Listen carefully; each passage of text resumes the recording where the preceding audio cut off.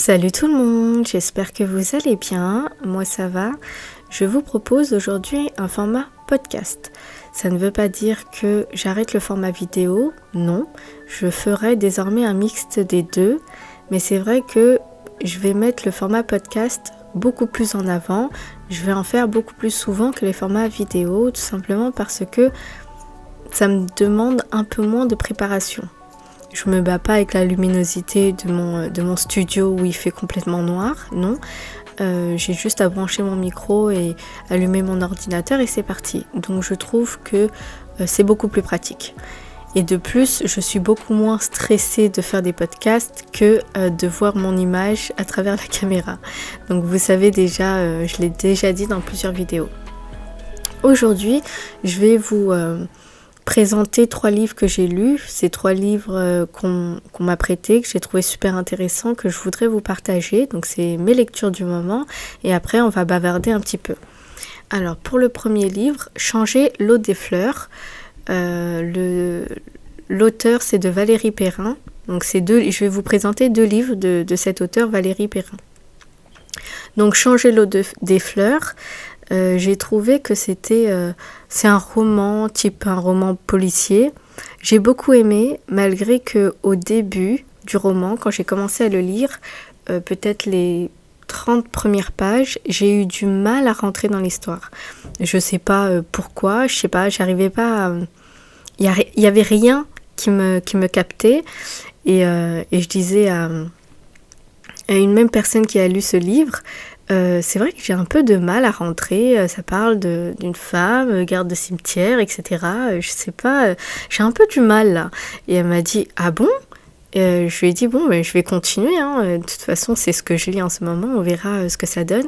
Et c'est vrai qu'au bout d'un moment, dans l'histoire, on commence à s'immerger en fait, on commence complètement à rentrer et effectivement il y a plein de choses qui nous intriguent, on a envie d'en savoir plus et justement je pense pour ma part que il est un peu lent au niveau du commencement, mais après quand on est dedans on n'a plus du tout envie de s'arrêter de lire, on a envie de tout de suite rester dans notre lecture à fond. Donc voilà, c'est pour moi, ça a été mon avis, ça a été mon expérience. J'ai eu du mal à rentrer, vous peut-être que ça va pas être le cas. Je vais vous lire la 4e de couverture. Violette Toussaint est une garde-cimetière dans une petite ville de Bourgogne. Les gens de passage et les habitués viennent se réchauffer dans sa loge où rire et larmes se mélangent au café qu'elle leur offre. Son quotidien est rythmé par leurs confidences. Un jour, parce qu'un homme et une femme ont décidé de reposer ensemble dans son carré de terre, tout bascule. Des liens qui unissent vivants et morts sont exhumés et certaines âmes que l'on croyait noires se révèlent lumineuses. Après l'émotion et le succès des oubliés du dimanche, Valérie Perrin nous fait partager l'histoire intense d'une femme qui, malgré les épreuves, croit obstinément au bonheur. On en a besoin du bonheur. C'était une parenthèse. Avec ce talent si rare de rendre l'ordinaire exceptionnel, Valérie Perrin crée autour de cette fée du quotidien un monde plein de poésie et d'humanité. Donc voilà, moi je le valide entièrement. Changer l'eau des fleurs, j'ai presque eu la larme à l'œil pour cette femme. En fait, on s'accroche au personnage principal, on s'accroche. On a envie qu'elle soit heureuse, on a envie qu'il y ait cette fin heureuse, on a envie de découvrir ce qui va se passer par la suite. C'est un très très bon roman. Pour le 2e livre de Valérie Perrin, qui s'appelle 3, d'accord ? Alors, le 4e de couverture, je m'appelle Virginie. Aujourd'hui de Nina, Adrien et Étienne, seul Adrien me parle encore.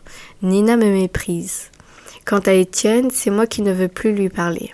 Pourtant, il me fascine depuis l'enfance. Je me suis jamais attachée qu'à ces 3-là. 1986, Adrien, Étienne et Nina se rencontrent en CM2. Très vite, ils deviennent fusionnels et une promesse les unit. Quitter leur province pour vivre à Paris et ne jamais se séparer. 2017, une voiture est découverte au fond d'un lac dans les hameaux où ils ont grandi. Virginie, journaliste au passé énigmatique, couvre l'événement. Peu à peu, elle dévoile les liens extraordinaires qui unissent ces 3 amis d'enfance. Que sont-ils devenus? Quel rapport entre cette épave et leur histoire d'amitié? Valérie Perrin a ce don de saisir la profondeur insoupçonnée des choses de la vie. Au fil d'une intrigue poignante et implacable, elle nous plonge au cœur de l'adolescence, du temps qui passe et nous sépare. J'ai beaucoup aimé ce roman 3. Et pareil, il y a énormément d'intrigues, on a envie de savoir. Mais là, tout de suite, j'ai accroché. Et c'est vrai que Valérie Perrin, pour moi, c'est un auteur qui est très bien. Voilà. C'est les 2 premiers romans que j'ai découverts et les 2 j'ai aimés. Et pour le 3, donc le roman 3, c'est vrai que il y a beaucoup d'intrigues. Au bout d'un moment, on ne sait plus trop qu'est-ce qu'il en est des 3 amis d'enfance. On pense qu'on comprend, ça a été mon expérience, on pense qu'on comprend le déroulé de l'histoire, puis à un moment donné, on s'y perd. Et on se dit, attendez, mais qu'est-ce qui s'est passé? J'ai loupé quelque chose? Moi, il y a des passages où j'ai dû les lire 3 fois, où je me suis demandé, je comprends pas. Il y a un chapitre que j'ai sauté, et en fait, non, c'est la continuité de l'histoire, justement, cette intrigue. Et après, on va découvrir quelque chose et on reste la bouche pendante. Bref, c'est un roman qui accroche et moi, j'adore. Voilà. Franchement, je ne vais pas les noter parce que je ne suis pas trop forte, mais ce que je pourrais dire, c'est que moi, j'adore. Il y a de l'intrigue. Il faut vraiment aller dans cette... On lit, mais en même temps, on se pose beaucoup de questions. Et moi, j'adore ce genre de procédé où on ne fait pas juste de lire. On se pose des questions. Mais alors, pourquoi? Vous savez, comme quand on regarde un film, finalement, on se dit, mais pourquoi il a tué un tel? Mais pourquoi... il l'a trompé, mais pourquoi? Tout plein de choses, et après on se dit, ah, c'est parce que, voilà, c'est un peu le même procédé, et j'adore ce type de déroulé où il y a beaucoup d'intrigues, et on est juste surpris de la fin de l'histoire. Pour le 3e livre, et là on va un peu plus, je vais vous donner mon avis et les questions qui en ont découlé en fait de ce livre dont je n'ai pas terminé, d'accord? J'en suis à la fin, mais je n'ai pas encore terminé. Alors, le livre s'appelle Sota de Naomi Ragen. Sota, en hébreu, c'est soupçon d'adultère, donc 4e de couverture. La vie réglée d'une des filles Reish, famille juive ultra-orthodoxe de Jérusalem, bascule lorsque la brigade des nurses qui sévit clandestinement dans son quartier la soupçonne d'être une femme adultère, en hébreu Sota. Prête à tout pour ne pas déshonorer sa famille, elle est contrainte de s'exiler. Dans le monde vertigineux de New York, ses convictions seront mises à l'épreuve. Comment redonner un sens à sa vie ? Ce roman inspiré d'une histoire vraie nous fait pénétrer au cœur d'une communauté qui vit au rythme des rites ancestraux dans le respect scrupuleux des commandements de la Bible. Naomi Ragen dépeint avec tendresse le quotidien d'une société solidaire, viscéralement attachée à ses valeurs. Mais c'est sans complaisance qu'elle dénonce ces dérives, tout particulièrement celles dont les femmes sont victimes. Alors, ce roman Sota, issu d'une histoire vraie quand même, c'est vraiment un monde dans un monde. Voilà ce que je pense. C'est-à-dire que il y a le monde, notre monde à nous, où il y a mixité, où il y a différentes cultures, etc. Mais on vit à peu près tous ensemble. Et il y a leur monde à eux, un peu fermés, d'accord, parce qu'ils sont très fermés. Alors, faut pas oublier que quand même ils sont à Jérusalem, mais ils sont même dans une partie de Jérusalem. Ils sont dans certains quartiers à eux où c'est très très très fermé, d'accord. t'es pas de leur communauté, tu rentres pas. Et c'est vrai que quand on lit le livre, ça n'a rien à voir avec le monde qui les entoure. Ils sont vraiment différents dans tout. Si je reprends un petit peu le livre, sans donner trop de détails pour ceux qui vont vouloir lire le livre, dans la communauté juive ultra-orthodoxe, les femmes n'ont pas le droit d'être en contact avec les garçons. D'accord ? Les femmes restent avec les femmes, les garçons restent avec les garçons. Donc c'est eux, c'est leur loi, c'est leur mode de vie.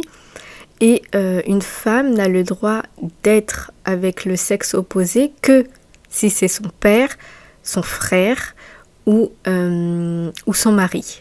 Autrement, elle reste au milieu des femmes, mais jamais toute seule avec un autre homme. Je suppose que c'est pour éviter toute tentation ou autre. Ils sont beaucoup communautaires. Toute la communauté sait à peu près la vie de chacun. Il n'y a pas plus de secrets, mais ils sont fermés, mais à l'intérieur, chaque famille sait à peu près ce qui se passe dans la famille des autres.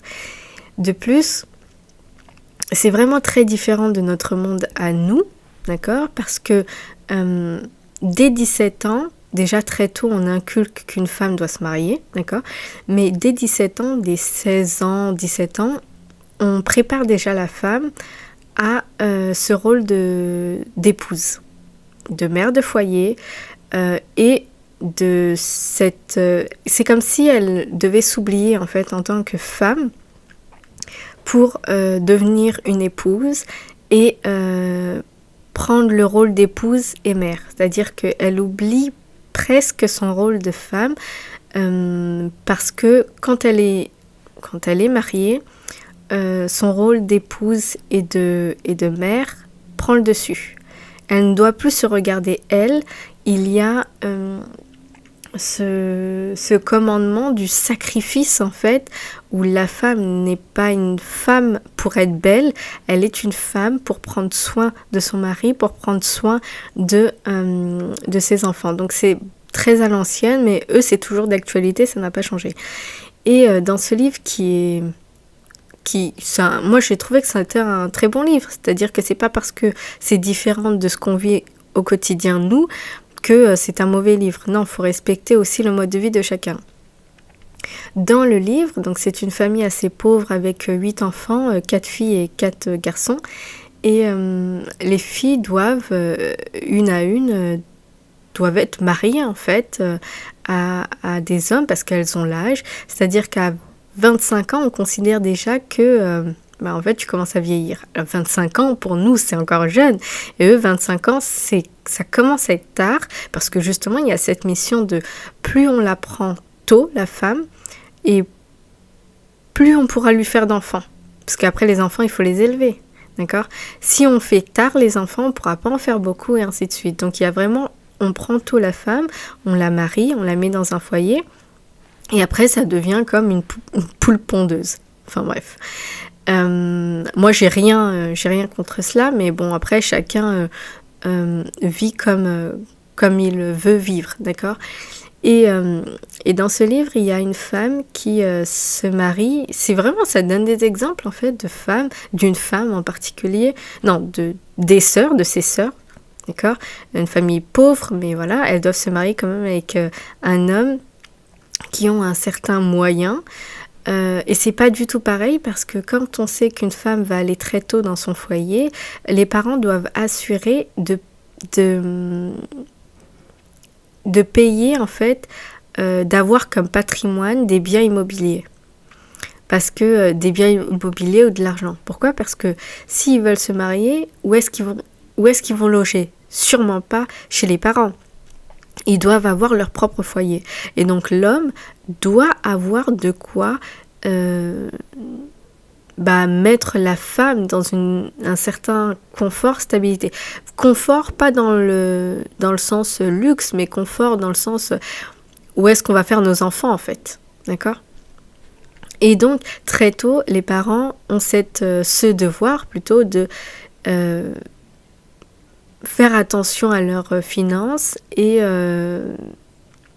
et acheter des biens pour pouvoir y loger leur futur enfant marié. Il y a également le fait que, comme je vous ai dit, la femme et l'homme ne s'approchent pas. S'ils ne sont pas père ou s'ils ne sont pas le père ou le frère, ils ne s'approchent pas. Il faut jamais qu'ils soient seuls en fait. Et la femme, enfin les femmes, la première fois qu'elles se retrouvent seules en compagnie d'un homme, c'est quand ils sont déjà mariés dans le foyer. C'est-à-dire que à aucun moment, ils ne se retrouvent seuls. Alors non, c'est pas vrai. Il y a des moments où ils se retrouvent seuls. Donc les premières fois, ils vont sortir ensemble pour passer un petit moment. Ils vont aller se promener en ville. Ils ne vont pas se toucher. Ils ne vont pas s'embrasser. Ils vont rester à distance, mais ils vont rester en compagnie. Donc c'est l'histoire de quelques heures, mais ça va pas être tous les jours. C'est vraiment 1 à 2 fois, on se voit, on se parle, et après, c'est bien avant le mariage en fait. On sort 2 fois, on va se promener. C'est une sorte de validation en fait. On va parler et après, on va donner notre réponse. Est-ce que oui ou non on veut se marier? Et suite à ces 2 rendez-vous où il ne s'est absolument rien passé, juste la discussion, même pas une caresse ni rien du tout, ils vont donner leur décision à leurs parents, si oui ou non ils veulent se marier. Mais très souvent, ils sont poussés quand même par leurs parents, d'accord? Et moi, ce que je fais pas du tout une critique, d'accord? Moi, je suis pas là pour critiquer. Moi, je voulais mettre en exergue le fait que c'est pas plus mal qu'une femme ne connaisse pas l'homme. Alors, vous allez me dire, ouais, mais... Parce que moi, j'ai eu beaucoup d'amis qui m'ont dit, mais... il faut connaître l'homme au lit pour savoir si ça fonctionne. Eh ben, pas forcément. D'accord? Je pense que pas forcément. On peut tomber, il peut y avoir une surprise, d'accord? Mais on peut être très déçu aussi. Mais c'est pas le fait de le connaître avant le mariage ou de coucher avec lui d'emblée qui va nous garantir que ça va fonctionner. Et justement, aujourd'hui, dans ce monde actuel où nous vivons, le raisonnement, c'est cela. Il faut apprendre à connaître la personne sexuellement avant toute autre chose. Et eux, dans leur communauté, c'est beaucoup... on se connaît pas, d'accord? On va échanger. Si on décide de se mettre ensemble, c'est un engagement qu'on prend ensemble. On va se marier, on va fonder des familles. Tu vas devoir jouer ton rôle de père et d'époux, et ainsi de suite. Elle va jouer le rôle de mère et d'épouse. C'est un engagement avant toute histoire sexuelle. Après, vient les problèmes de est-ce que ça va au lit ou pas, mais pour eux, c'est très minime. Les histoires sexuelles, c'est très minime. C'est très minime dans un engagement homme-femme où le but est de fonder un foyer et de créer un socle solide. Donc, sexuellement, c'est important, mais c'est pas quelque chose qu'ils mettent en avant. Et à comparer à notre monde actuel où nous vivons, on passe par plein et plein de connaissances avec qui on va avoir des relations sexuelles. C'est pas pour autant que il va y avoir une certaine stabilité où on va pouvoir faire le bon choix par la suite. Donc moi, tout ce que je voulais dire, c'est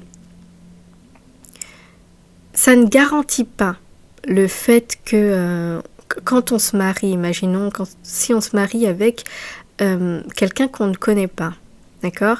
C'est difficile de s'habituer à cette personne. On ne connaît pas, on n'a pas ri avec lui, on l'embrasse pas, on le touche pas. Mais qu'est-ce qui motive? Quelles sont nos croyances derrière? Pourquoi on va s'engager? Et les raisons pour lesquelles on va s'engager divergent. Nous, on veut s'engager pour être heureux, on veut avoir des bonnes relations sexuelles, on veut avoir une famille, et ainsi de suite. On veut être heureux. C'est ce qu'on met en avant. Un couple heureux qui a une sexualité épanouie, et si ça fonctionne pas, eh ben on se quitte. Et eux, c'est plutôt il y a un engagement. on a une mission, on doit être un foyer, on doit créer un socle. Je dois jouer mon rôle et tu dois jouer ton rôle. Après, si on s'entend bien sexuellement, c'est très bien. Si on s'entend pas sexuellement, je dirais pas que c'est pas dramatique. C'est malheureux, mais c'est pas dramatique. Et c'est pas pour autant qu'on va se quitter. Alors, je dis pas que l'un est meilleur que l'autre. Ce que je dis, c'est que il y a des avantages et des inconvénients dans les deux modes de vie. Mais dans notre monde actuel, à nous, il y a un problème, c'est qu'on met beaucoup trop le sexe en avant. Alors que eux mettent beaucoup plus l'accent sur la famille, les relations hommes-femmes, le fait de créer un foyer résistant dans la durée avec de bonnes valeurs. Et le sexe est fait pour faire des enfants, relier, on va dire, comme spirituellement l'homme et la femme, mais ce n'est pas une priorité. Et moi, mon avis, c'est qu'effectivement, il faut trouver le juste milieu, mais par contre, c'est mon avis à moi, d'accord ? Je pense qu'il y a beaucoup de dérives dans notre société actuelle, tout simplement parce qu'on met le sexe en priorité. Et étant donné qu'on passe d'homme en homme, ou pareil, que les hommes passent de femme en femme, le fait qu'il y a énormément de sites pornographiques, que les hommes, la première fois où ils ont un contact avec une femme, ou avec la sexualité, ou quand ils vont en fait dans ce domaine-là, où ils vont pour faire leurs propres expériences, ils vont l'apprendre dans des sites pornographiques, etc. Je trouve que il y a un côté très malsain en fait. Et parce que la pornographie, c'est quoi ? C'est des femmes qui sont mises comme objets en fait. C'est des femmes, pas que des femmes, il y a des hommes aussi, voilà.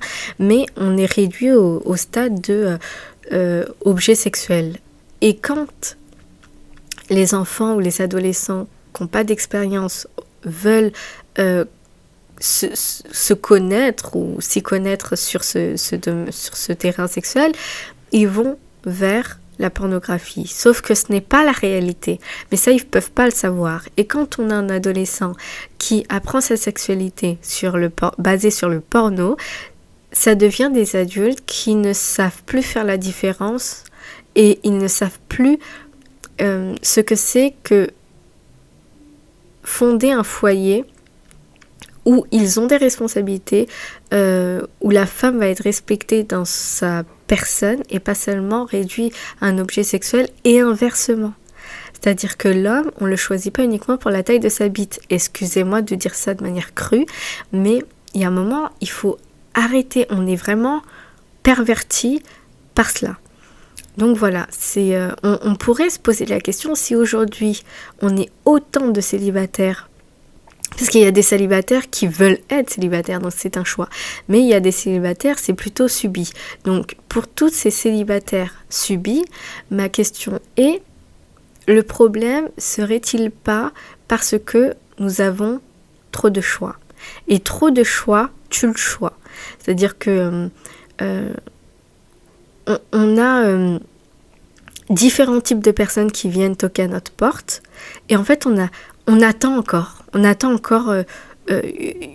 d'autres personnes qui viennent toquer à notre porte, et on veut choisir le meilleur d'entre eux.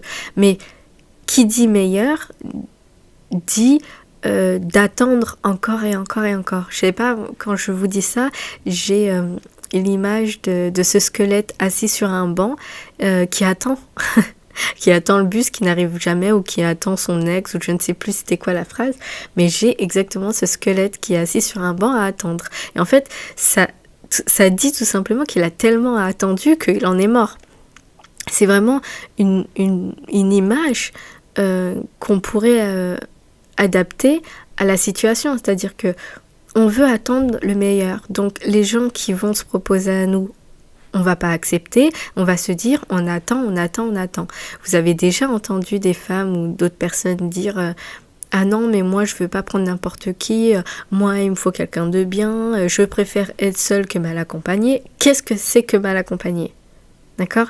Il faut donner, je pense, la chance aux gens de montrer qui ils sont. Ça ne veut pas dire que on va choisir la personne qui nous plaît pas, mais se remettre en question sur quoi finalement on se base pour décréter qu'une personne est bien pour nous et une personne qui n'est pas bien pour nous. Sur quoi on se base? Juste le physique? La taille de son sexe? Sur quoi? Aujourd'hui, quand on veut choisir quelqu'un, c'est premièrement le physique. Alors qu'avant, c'était pas que le physique, c'était est-ce qu'il avait une situation. Pour faire un petit parallèle, et pour terminer, je me rappelle, j'ai regardé un film en noir et blanc. Alors vous allez m'excuser parce que je ne sais plus exactement le titre de ce film, mais super intéressant le film, mais c'est un film à l'ancienne. Et il y a cette femme, c'est une famille bourgeoise, d'accord, ils ont certains biens, donc ils vivaient quand même ils vivaient pas dans un château, mais quand même dans un... je crois que c'était à New York ou à Londres, je ne sais plus. Ils vivaient quand même dans un bien assez grand où il y a femme de ménage, cuisinier et ainsi de suite, avec beaucoup de mobilier, bien situé, assez grand et ainsi de suite. Donc le père était médecin et il détenait un hôpital et il avait accumulé un certain patrimoine. Il a sa fille et la mère est décédée très tôt. Et le père, comment il parle de sa fille, c'est elle n'a pas de grâce et elle est trop naïve. Donc on ne sait pas pourquoi il dit ça, mais on dit regarde là comment elle est. Sa mère, elle au moins, elle avait cette grâce, cette beauté naturelle. Et la fille, elle l'a pas. Enfin lui, il se dit ma fille, elle l'a pas. Et en plus, elle est trop naïve, elle est pas futée. Et donc la fille, elle arrive à un certain âge où elle attend désespérément l'amour. Et ils vont très souvent à des espèces de bals, en fait, où ils vont se rencontrer entre gens de même statut social. Donc c'est des gens qui ont normalement de l'argent. Ils vont danser, mais en fait c'est juste un prétexte pour aller rencontrer quelqu'un. C'est comme quand on va, je sais pas, faire... quand on va c'est l'équivalent d'une boîte de nuit, quoi. C'est-à-dire que c'est vraiment, je dis l'équivalent, mais ce que je veux dire, c'est qu'on va en boîte de nuit pour rencontrer des gens. On dit on va pour danser et tout, et il y en a, ils vont beaucoup pour rencontrer des personnes jeunes, etc. Et ben eux, c'était pareil, ils organisaient des bals pour aller faire des rencontres. Et un jour, il y a quelqu'un qui vient donc ils sont dans un bal, et il y a un homme qui vient et qui lui fait la cour, ils dansent ensemble, et elle, tout de suite, elle tombe amoureuse. Tout de suite, elle tombe amoureuse. Elle est tout de suite prise par lui parce que justement, il lui donne de l'attention, ce qu'elle n'a pas l'habitude envers le sexe opposé. Donc, elle n'a pas l'habitude qu'un homme vienne lui faire la cour. Habituellement, elle est comme invisible et ça l'attriste. Donc, quand cet homme vient s'approcher, lui parle, a l'air intéressé, ses yeux, son ventre a des papillons, ses yeux sont éblouis, et ainsi de suite. Suite à ça, le lendemain, il va venir chez eux, ils vont manger, etc. Et comme le père, il voit que il veut pas lâcher sa fille, donc peut-être qu'il veut quelque chose de sérieux. Donc il lui dit, viens dîner avec nous, il lui donne un rendez-vous, viens dîner avec nous telle date. Arrivé au soir du dîner, le père, d'accord, en bon patriarche, lui pose des questions. Il veut essayer de savoir qui est cet homme qui courtise sa fille. Il veut savoir. Et il lui dit, quelle est ta situation ? Et à ce moment-là, cet homme répond qu'en gros, il n'a pas de situation. Donc, il passe par 4 chemins, mais ce qu'on comprend, c'est que c'est un homme avec de très belles qualités, mais il n'a absolument pas de situation. Et à ce moment-là, le père se lève de table et part. Pour lui, ça traduit vraiment d'un refus. je veux pas que tu sois le mari de ma fille, c'est pas possible. Donc ce qu'il fait, c'est il écourte le dîner et il s'en va. Et à un moment, c'est ce qui m'a marqué, c'est que l'homme se retrouve seul avec la fille qu'il aimerait épouser et il lui dit, peu importe ce qu'il arrive, peu importe que on ne veuille pas de ce mariage, promets-moi que tu résisteras. Donc il lui dit un truc du genre, promets-moi que tu résisteras, peu importe en fait les obstacles qui vont être mis devant nous. Et elle lui dit, je te promets, voilà. La fille complètement, non, je ferai tout, je te promets, pour notre amour et tout. Et justement, quand il lui a dit ça, le père, le lendemain, ou 2 jours après, je ne sais plus exactement, a demandé à lui parler et il lui a dit, mais en fait, pourquoi vous voulez épouser ma fille? Est-ce que c'est parce que vous savez qu'elle a un patrimoine? Est-ce que c'est parce que vous voulez son argent? Regardez comment elle est. Est-ce que vraiment elle vous plaît? Quelle est votre motivation? Pourquoi voulez-vous épouser ma fille? Et à ce moment-là, elle lui dit non, parce que je l'aime, parce que... Le père, ce qu'il fait, c'est qu'il emmène sa fille en voyage 6 mois. 6 mois, il a dit, écoute, ma fille, viens, on va voyager en Europe 6 mois et on verra si tu l'oublies ou pas. Ils sont partis 6 mois, elle l'avait toujours dans la tête. Quand ils sont rentrés, la fille, elle persiste à dire à son père, mais pourquoi tu ne veux pas qu'il m'épouse? Pourquoi tu es contre ce mariage? Dis-moi ce qui te déplaît, je voudrais ton accord, etc. Donc 6 mois après, naturellement, elle pense toujours à lui et elle dit à son père, moi je l'aime. À ce moment-là, ils reviennent et on voit que cet homme s'est installé, donc pendant les 6 mois où ils sont partis en voyage en Europe, cet homme s'est installé carrément chez eux. Quand je dis installé, c'est que il n'a pas dormi, mais tous les jours il venait, il mangeait, il buvait, etc. Soi-disant, il attendait. Après, le père rentre, il voit qu'il y a un verre d'alcool et il se dit mais qui était là? Et il a compris qu'en fait c'était lui qui s'était installé chez lui. Le soir, le père va se coucher et la fille comprend que cet homme l'attend et qu'il veut la voir. Donc il essaye de la tirer en dehors de la maison. Il lui parle, il lui dit je t'aime, etc. Est-ce que tu veux toujours m'épouser? Elle lui dit oui. Elle lui dit oui et elle lui dit quelque chose. Elle lui dit peu importe qu'on ait l'argent de mon père, moi je voudrais t'épouser et on ira faire notre vie ailleurs, peu importe les moyens qu'on a. La fille a été très sincère, d'accord? À ce moment-là, il lui dit non, moi je veux l'accord de ton père, je veux qu'il accepte ce mariage. Elle lui dit non, il acceptera pas. Donc viens, on part en fait. C'est-à-dire qu'elle voulait fuguer, elle voulait partir et recommencer sa vie, peu importe les moyens. Donc la fille a été vraiment à fond dedans. Et il lui dit d'accord. Donc ce qu'on fait, c'est que je dois aller, je sais plus où il devait aller, je dois aller dans tel endroit, je reviens te chercher à minuit. Et il n'est jamais venu. Il n'est jamais venu. Tout simplement parce que elle lui a fait comprendre que si tu veux qu'on se marie, ça sera sans l'argent que mon père m'a légué en fait. Sans le patrimoine que mon père devait me léguer. Parce que, quelque part, il va me répudier du testament. Il va m'effacer du testament parce que je vais t'épouser. Donc, c'est mieux qu'on s'en aille, qu'on aille faire notre vie ailleurs. Et lui, c'était, non mais, je vais pas t'épouser. Si je viens pour ça, je vais pas t'épouser. On va vivre de quoi? J'ai pas les moyens d'avoir une femme si elle n'a pas l'héritage de son père. Et c'est là où elle a été attristée, elle a été éteinte.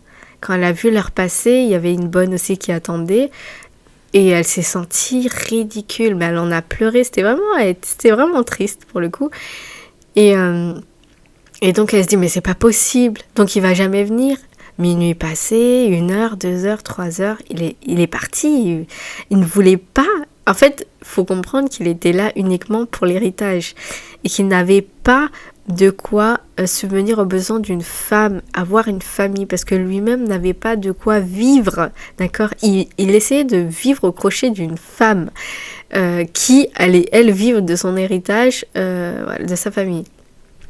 Des années après, donc son père n'est plus là, et elle revoit cet homme, et cet homme revient avec tous ses beaux discours, et lui dit « je t'aime, désolé, je suis pas venue », etc. Elle lui dit « d'accord ». Ils se donnent rendez-vous, et elle lui donne une heure précise, et à l'heure précise, elle ferme la porte à clé, elle éteint la lumière, et elle monte dans sa chambre.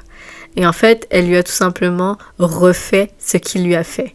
Mais c'est marrant parce que...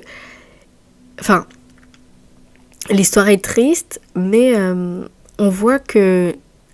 On est naïve. Nous, les femmes, on est naïves. Elle voulait tellement l'amour qu'elle a choisi le premier, qu'elle n'a pas fait attention finalement à quelle est réellement sa motivation. Et aujourd'hui...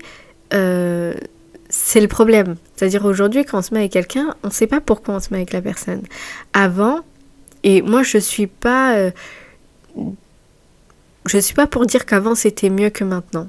Je dis simplement qu'aujourd'hui, on a du poison déversé dans la société et ce poison, c'est le sexe en priorité. Le sexe heureux, déjà le sexe s'apprend. Donc, si on veut avoir de bonnes relations sexuelles, il faut déjà, 1, s'abandonner à la personne, 2, il faut qu'il y ait une certaine confiance, chacun est à sa place, la femme est à la place de la femme et l'homme est à la place de l'homme. Je vous dis ça parce qu'il n'y a pas à inverser en fait. Pour moi, c'est mon avis. Et quand tout le monde est dans son rôle, la femme ne va pas dire à l'homme quoi faire. Chacun a son rôle. Et justement parce que chacun a son rôle, tout peut aller dans le... Enfin, tout peut normalement aller dans le bon sens. Et quand on prend le sexe, c'est unir deux personnes, deux corps qui ont envie de se donner l'un l'autre beaucoup plus que le sexe. Donc c'est comme un symbole pour dire qu'on s'unit à deux. J'ai envie de te protéger, j'ai envie de t'aimer. Et la femme qui dit j'ai envie de te faire confiance et j'ai envie de t'aimer. Ou je t'aime, je te fais confiance. Et l'homme c'est je t'aime et je te protège. C'est un. On est vraiment censé faire un. Et le problème c'est que effectivement, on a besoin que sexuellement, ça soit top, alors qu'à côté, la personne peut ne pas nous donner, par exemple, la sécurité ou les valeurs qu'on prône, tout simplement. Alors, pour revenir à la famille juive ultra-orthodoxe, eux, à un certain âge, ils se marient et après, ils font avec leur foyer. Ils sont obligés, leur plus grand défi, c'est d'être obligés de composer avec la personne avec qui ils vivent et avec qui ils sont mariés. Ça demande de prendre sur soi et je pense que cette étape permet de construire. On n'est pas dans le parler, on est dans le concret, les actes. Et bien sûr, ils vont passer par des erreurs, mais ils vont apprendre. Ils vont apprendre parce que la situation fait qu'ils n'ont pas le choix. A contrario, nous avons le choix du partenaire, le choix de tout plein de choses, et au final, on se retrouve sans choix. On se retrouve à ne choisir personne. Donc, on pourrait se poser la question de ce qu'est qu'être libre, parce que être libre, c'est choisir une personne, mais si on n'arrive jamais à choisir une personne, on est bloqué. Alors que, encore une fois, je ne dis pas que leur mode de vie est la meilleure, et la parfaite. Je dis qu'il y a des avantages et des inconvénients dans les deux. Certes, dans notre monde à nous, on a je pourrais pas dire liberté, parce que pour moi, c'est pas de la liberté. Pour moi, il y a de la perversion. Et de deux, on a du mal à choisir une bonne personne pour nous parce que on est pollué par des critères physiques et sexuels. Alors que eux, c'est 1, fondons une famille. 2, avec qui, qu'est-ce qu'il peut apporter ? Quelles sont ses valeurs ? Le début, la racine n'est pas la même. Encore une fois, je ne dis pas que c'est un mode de vie parfait. Je dis qu'il y a des avantages et des inconvénients. Il y a des femmes qui se marient, d'accord, dans la communauté ultra-orthodoxe, je suppose, et qui ne sont finalement jamais heureuses. Mais encore une fois, qu'est-ce que c'est qu'être heureuse? Elle est heureuse, si elle est malheureuse, pourquoi? Est-ce que elle est malheureuse parce qu'avec son mari, il n'y a pas de symbiose sexuelle? Peut-être pas. Peut-être que si elle est pas malheureuse, peut-être que si elle est malheureuse, c'est parce qu'elle n'a pas réussi, parce qu'ils n'ont pas réussi à développer des sentiments. Ça peut être ça aussi. Donc il ne faut pas tout ramener au sexe. Ça peut être tout plein de choses, parce que le mari a un tel comportement, etc. Et nous, aujourd'hui, ce que je pense, c'est que on est trop porté sur le sexe et le physique, tout simplement, et que les valeurs pour choisir un homme sont devenues désuètes, alors que c'est le fondement d'une relation, j'entends bien hétérosexuelle, tout simplement. C'est mon avis, je suis pas contre les autres types de relations, je suis hétérosexuelle, donc je ne vais pas parler d'autres communautés que je ne connais pas. Alors si j'ai des sœurs qui sont lesbiennes, une demi et une entière, et son monde a l'air d'être super compliqué. Encore une fois, je suis pas dans la critique. Mon but, c'est pas de critiquer et dire que un tel est pas normal, un tel est normal. C'est pas ce que je dis. Ce que je dis, c'est que aujourd'hui, le fond de cette vidéo, c'est qu'aujourd'hui, on a tellement de choix qu'on n'arrive pas à choisir. Voilà le problème numéro 1. 2, on est perverti, pollué par 1, le sexe, la taille du sexe, les positions, etc., etc., et le physique. Est-ce qu'elle est bonne? Est-ce qu'elle a des gros seins? Est-ce que ça? Est-ce que si? Alors que tu choisis une personne, tu composes avec, vous composez avec vos défauts, vous créez un univers et un socle. Est-ce que c'est devenu désuète dans la société? Oui. Et c'est pour ça qu'aujourd'hui, je pense, on a du mal à être avec quelqu'un. Parce que, comme on dit derrière, trop d'exigences. J'avais écouté, et ça pour terminer, j'avais écouté un live de Tatiana Abbé où elle expliquait qu'elle voulait un homme qui soit dans un certain niveau de vie. Et parce qu'elle-même, c'est une femme entrepreneur, qui gagne sa vie tous les jours, qui fait tout pour être bien physiquement, en bonne santé mentale et physique, et ainsi de suite. Elle voudrait un homme autant accompli qu'elle. Et le problème, c'est qu'elle n'en trouve pas. Et qu'elle veut pas aller dans une tranche d'homme qui en fait n'a pas ce qu'elle a déjà accompli. Donc elle veut quelqu'un qui a déjà accompli cela. Malheureusement, elle a constaté que très peu d'hommes sont accomplis. Du moins, très peu d'hommes, oui, sont accomplis. Donc déjà, il y a beaucoup d'hommes qui n'ont pas de vision, faut le dire. Ils vivent au jour le jour, on ne sait pas pourquoi, alors qu'ils sont censés être la tête. Je suis désolée, si on met les choses à leur place, ils sont censés être la tête et avoir une vision, protéger la famille et lui donner une direction. Si la tête n'a pas de vision, n'a pas de direction, ne sait pas composer avec des responsabilités, pour moi, c'est comme un conducteur de voiture sans permis. Donc, pourquoi le mettre au volant ? Vous voyez ce que je veux dire ?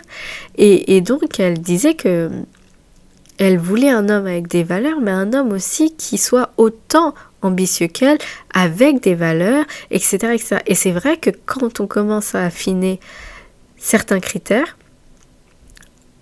on sait que la majorité, c'est-à-dire que la situation dans laquelle elle se trouve professionnellement, où elle est accomplie, etc., elle voit bien qu'autour d'elle, c'est pas toutes les femmes. Et ben c'est pareil, c'est pas tous les hommes qui sont accomplis.